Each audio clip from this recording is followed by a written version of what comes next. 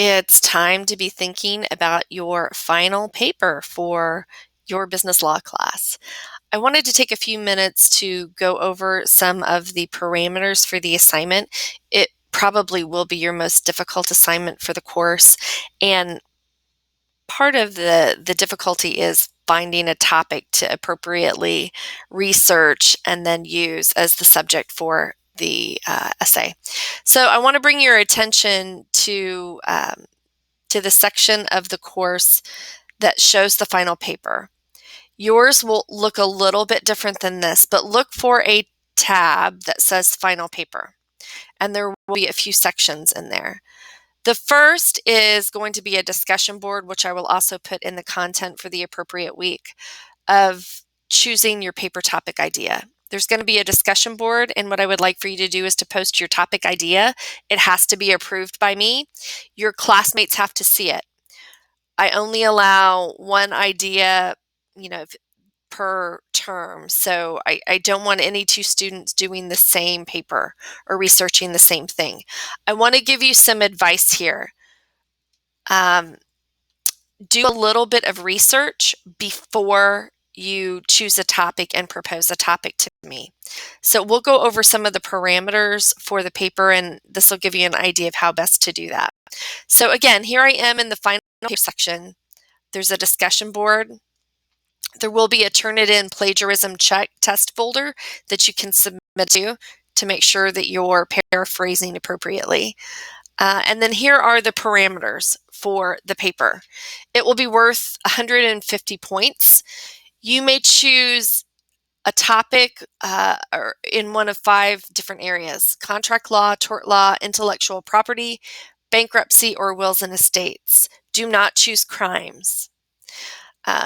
You will have to use APA. I'll show you the rubric here in just a minute. APA is your responsibility to know how to use it.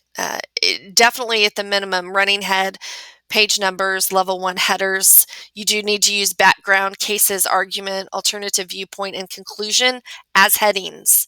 I want those specific headings in this assignment. So look up what a level 1 header should look like. You need an introduction paragraph. I would write the introduction last. You do not need an abstract. You do need a title page and references. Title page and references do not count towards the content length, so keep that in mind. The required elements are going to be an approved topic. This is a persuasive essay. What I am asking you to do is to think about the law and what needs to change in the law. So what you need to do is to find some appropriate cases. And again, I'll go over that in a second. It needs to be 5 to 8 pages. You need to use 3 relevant cases relating to whatever topic that you choose. So what I would do if I were you, I would think of a topic and then see if I can find 3 appropriate cases that go with that particular topic. A good way to do that is to just start by Googling, right?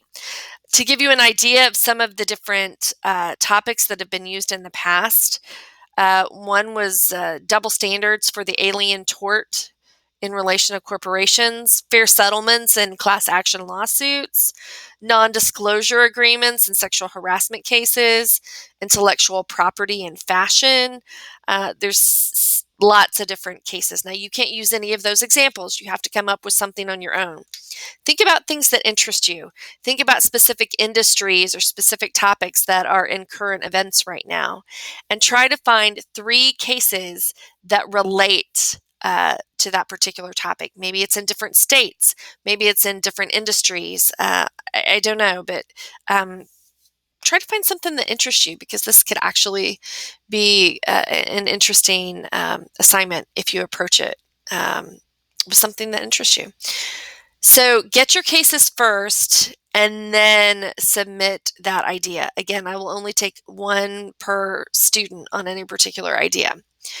I have provided for you in the course an APA module with some resources for APA. Make sure you use APA. Original writing. I will count off greatly if if your plagiarism check is high. So make sure it's your essay. It's not anyone else's essay. I'm looking for you to apply the law here. So think about something that needs to change within the law based on case evidence. I would encourage you to look at the rubric. So the papers are going to be graded basically on relevancy of the topic, which has to be pre-approved. So if you do not get something back from me that says this topic is approved on the discussion board, it is not approved. And I will tell you, I have had some students that they wait so long on this that and then it gets rejected 2 or 3 times, and then they start to feel the pressure. So that will be part of the hardest part. So make sure you don't delay. You need to accurately interpret and apply the law. So whatever cases that you choose need to apply to some statute or some law. You need to demonstrate, number one, that you understand that law, right? And so you need to basically give the background of that law in your essay, and then make sure that you demonstrate that you understand that and can interpret it appropriately. If you apply the law incorrectly, you're going to get counted off. I'm also going to be looking for adherence to guidelines. I've given you, again, several different headers and several different things that I want you to do. So make sure you stick to the format. And then make sure that you write appropriately. What I found that some students try to do is they try to use legalese or legal words and lots of complex writing. If I can't understand what you're trying to say, I will count off. So make sure you write very clearly and also do it in a way that's grammatically correct. Make sure you take a look at the rubric. Here is the rubric. Make sure you spend a little bit more time in it, but I will give you a little bit of background. Anytime a rubric is provided, you really should take the time to look it over because it tells you exactly how things are graded. So I'm looking for the explanation of a problem or the thesis, the support for the position, the content, the conclusion, the mechanics. So it's pretty clear. If you have any questions around that, just let me know. Again, this is going to be kind of a tough assignment, but if you get started on it now, you should have plenty of time to get it completed. If you have any questions, feel free to email me. I might want to set up a FaceTime or at least talk over the phone so that we can hash out the details. Do get started as soon as you can on researching cases and posting in the discussion board. Let me know again if you have any questions.